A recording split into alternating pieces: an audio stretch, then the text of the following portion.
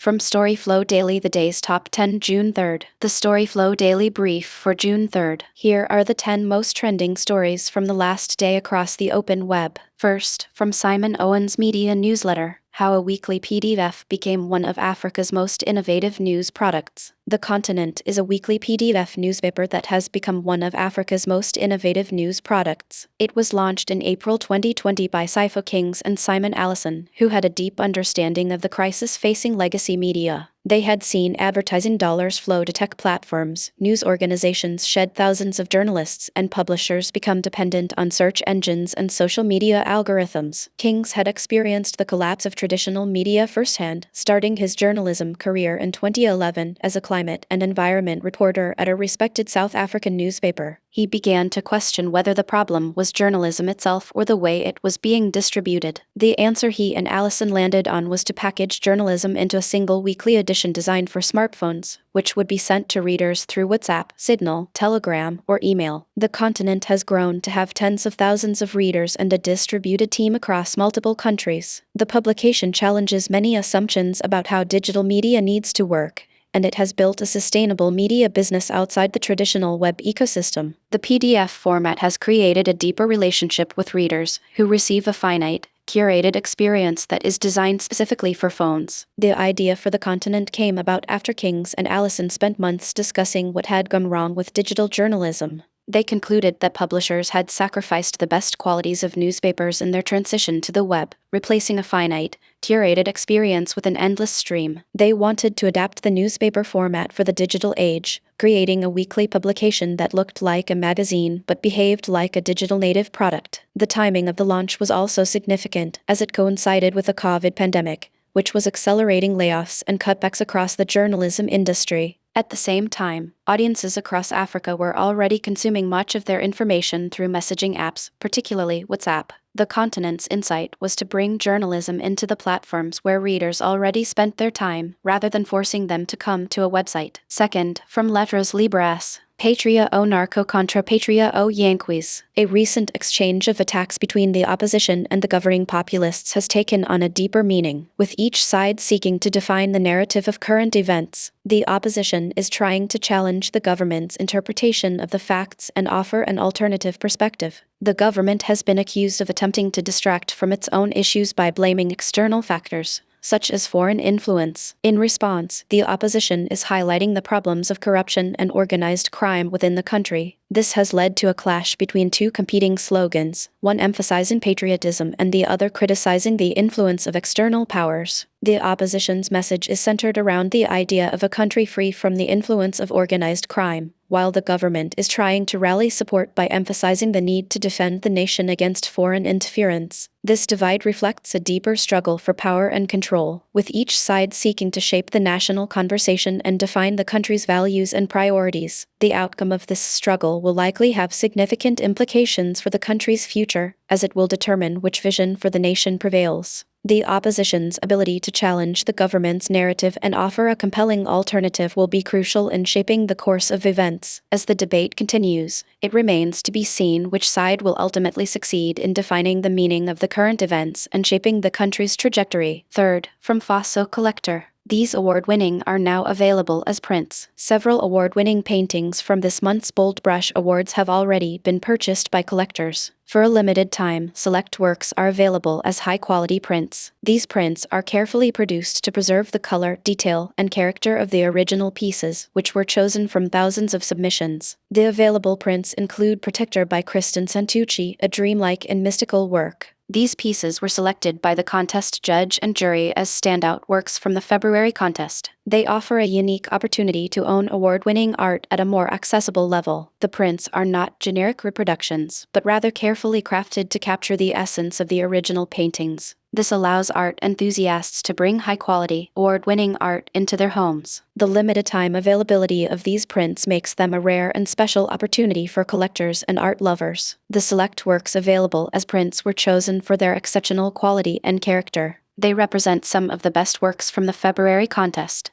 and their limited time availability makes them a unique chance to own a piece of award-winning art. The high-quality prints are a great way to own and appreciate award-winning art without the high cost of an original piece. With their careful production and limited availability, these prints are a special opportunity for art enthusiasts to enhance their collections. Fourth, from art direction, the editorial budget collapse. The fashion industry has undergone significant changes in recent years, particularly in regards to editorial budgets. The traditional system, where magazines would commission editorials with substantial budgets, has collapsed. This system was the driving force behind iconic fashion images, with photographers like Avedon, Newton, and Burton producing work that defined the industry. However, with the decline of print advertising revenue, brands have shifted their focus to digital and social media and now often commission their own content directly. As a result, editorial budgets have shrunk, and the creative freedom that came with them has disappeared. The cover of a magazine, once a showcase for the magazine's image-making, is now largely a celebrity-driven press deliverable, with the celebrities' team controlling the creative direction. This has led to a proliferation of deliverables, with photographers expected to produce multiple images, videos, and social media content in a single shoot day. The net effect is that working image makers are now expected to produce high-quality content with limited resources and creative freedom. The job of a photographer has become more logistical than creative, with a focus on capturing multiple deliverables in a short amount of time. This has resulted in technically competent but visually forgettable images, with the creative idea often taking a backseat to the demands of the celebrity's team and the brand's marketing goals. The only editorials that seem to be pushing the boundaries of fashion image-making are those that are self-financed by photographers or produced by independent magazines. These models allow for more creative freedom,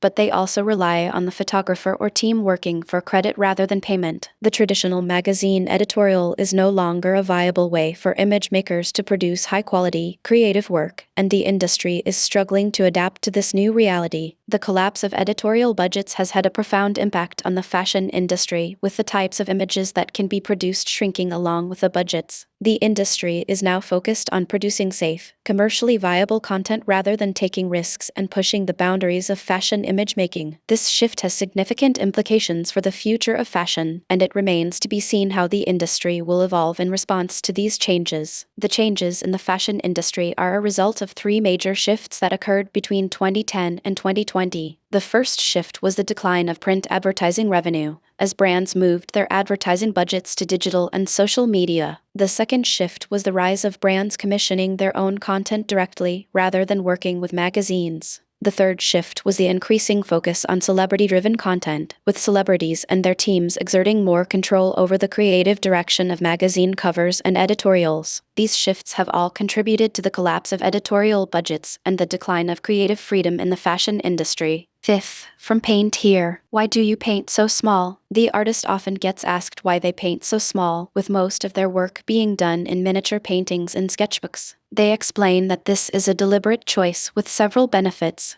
For one, it allows them to work in small, unlikely spaces, such as a diner booth or a supermarket. Additionally, the small scale makes it easier to capture fleeting moments and changing light, and to focus on the essentials of a scene without getting bogged down in complexity. The artist also appreciates the freedom that comes with working small. If a piece doesn't turn out well, it's no big deal, they can simply scrub it down or start over. This freedom to take risks is important, as it allows them to try new things and experiment with different techniques. They also like that their sketchbooks can be easily stored and transported, and that they can be used to create a sense of sequence and narrative. Working in sketchbooks also allows the artist to keep their work private, at least initially. They can paint something personal or experimental without worrying about what others will think, and then share it later if they choose to. The small scale also makes it easier to complete a piece in one sitting, which can be satisfying and help to build momentum. The artist notes that their sketchbooks have become like illustrated writer's notebooks, with a mix of writing and drawing.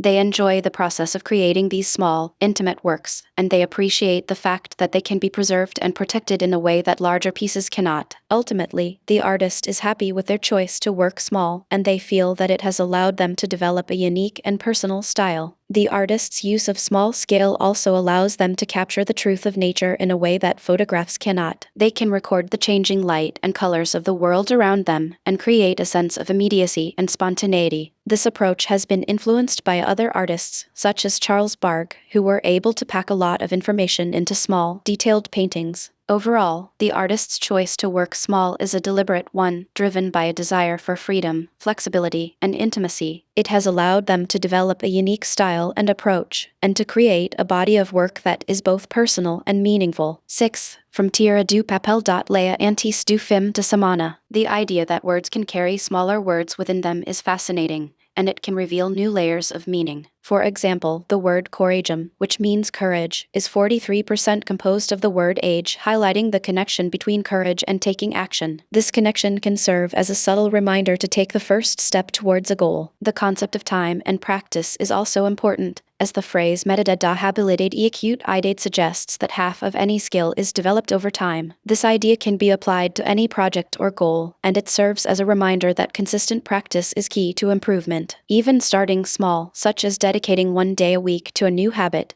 can lead to significant progress over time. By committing to a new habit just once a week, it is possible to accumulate 30 moments of practice by the end of the year. This can be applied to various activities, such as writing, photography, or exercise. The idea is that even small, consistent efforts can lead to significant progress and improvement. The power of repetition and practice can have a profound impact on personal growth and development. It can be helpful to reflect on past experiences and how they have shaped current skills and abilities. By recognizing the value of consistent practice, it is possible to overcome obstacles and make progress towards goals. The idea of exploring the meanings of words and their potential alternative uses is also an interesting topic. Some words may not convey the expected meaning, and it can be fun to imagine alternative definitions. This creative exercise can help to develop a deeper understanding of language and its complexities. Ultimately, the key to making progress and achieving goals is to take the first step and be consistent in practice and effort.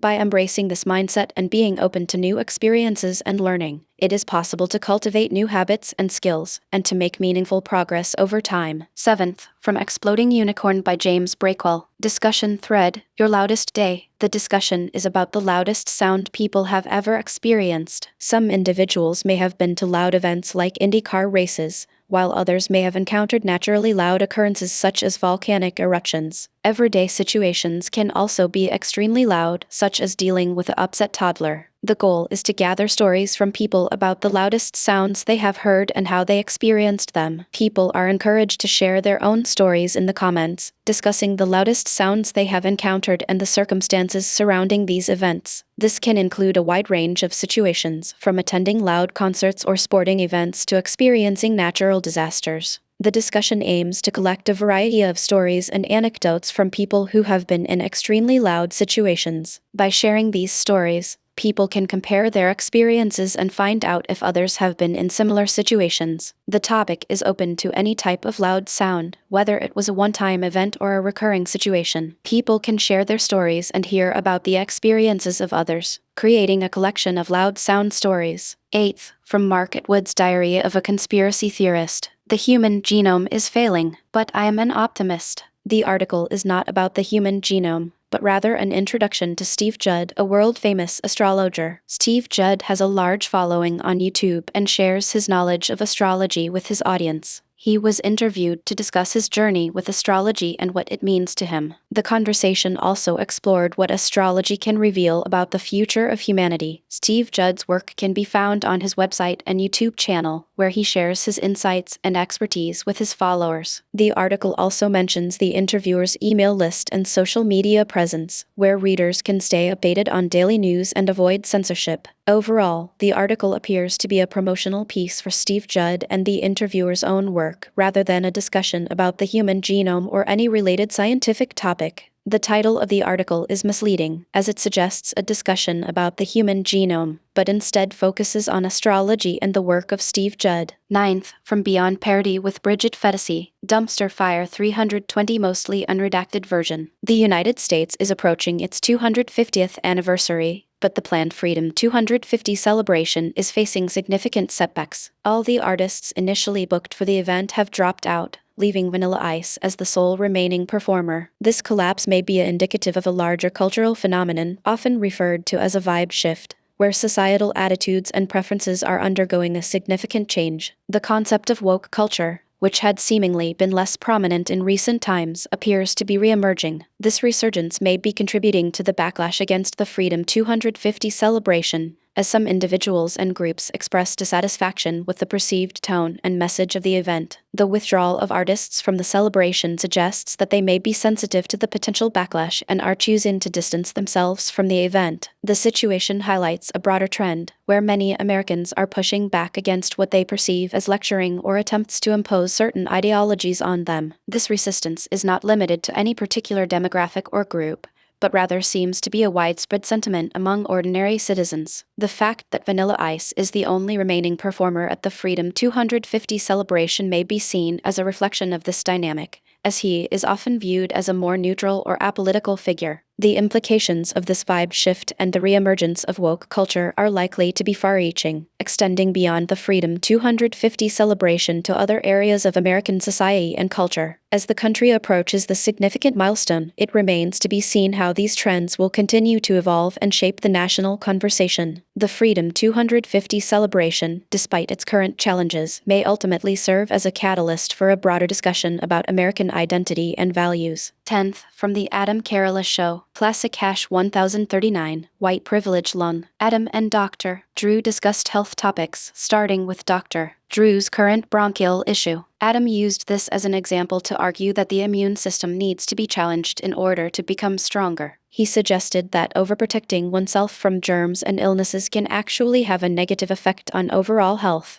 The conversation then shifted to taking calls from listeners. One caller was concerned about a mother's treatment plan, and Adam and Dr. Drew offered their insights and advice. They discussed the importance of finding a balance between protecting oneself from illness and allowing the immune system to develop naturally. Another caller reached out for help with an increasingly obsessive ex. Adam and Dr. Drew provided guidance on how to handle the situation, emphasizing the importance of setting boundaries and prioritizing one's own well-being. They also touched on the topic of white privilege, although the specifics of the conversation are unclear. The discussion on health and wellness continued, with Adam and Dr. Drew sharing their thoughts on how to maintain a strong immune system. They emphasized the need for a balanced approach, one that takes into account both the benefits of challenging the immune system and the risks of overexposure to illness. Overall, the conversation covered a range of topics, from health and wellness to relationships and personal growth. Adam and Dr. Drew offered their unique perspectives and advice, drawing on their own experiences and expertise. The discussion was informative and engaging, providing listeners with valuable insights and takeaways. That's the brief for today.